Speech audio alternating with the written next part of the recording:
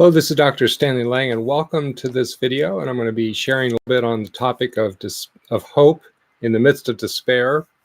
And I'm going to share just some brief elements of three different patients' lives that I see these folks on a regular basis, and they're representative of many people that I see who have similar kind of problems, and they're similar to the kind of problems that lots of people have, and you might also. And the question is, what can we do when we are feeling despairing, or we're completely locked in despair, or at least sort of tipping in that direction? So the first person is a middle-aged man who has gone through a couple of major tragedies. He went through a divorce that took him completely by surprise. And then he got fired from a job very unjustly. I know the details of it, so I know that it was an unjust situation that happened. And so he's been, in spite of having a very deep relationship with Jesus in his private life and being active in church, he has felt a lot of despair. Now, he also feels moments of hope, and he knows looking down the tunnel that he's going to come through this. But right now he is feeling despair. And so we're talking about different things that he can do that help him to counteract that, because it's having this inevitable effect on his health, because people change their lifestyle, their eating, their exercise when they are in the midst of despair. Now, the second person is somebody who is in chronic pain, and he is losing ground because he's got a neurological condition also, and so he's slowly losing nerve function. And his life isn't going to get any better. It's only going to get worse, and he knows that.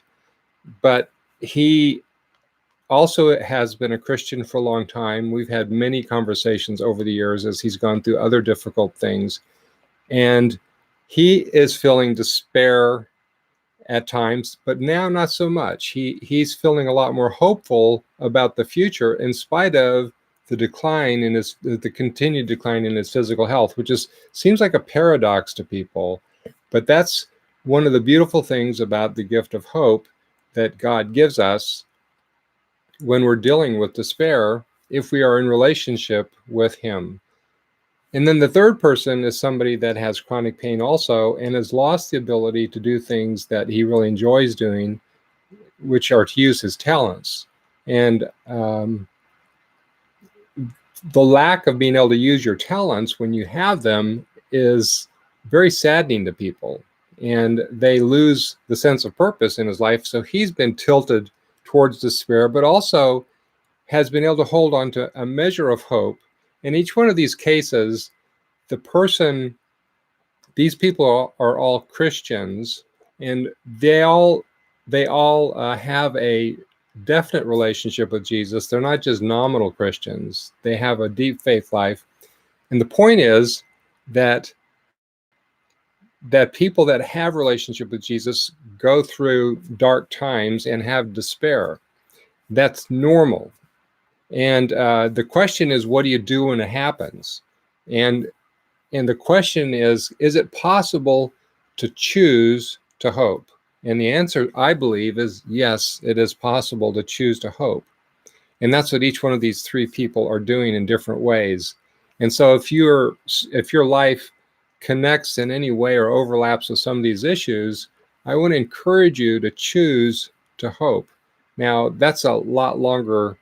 How to do so is a lot longer video than I wanted to make here, but just the point is that we can choose to hope.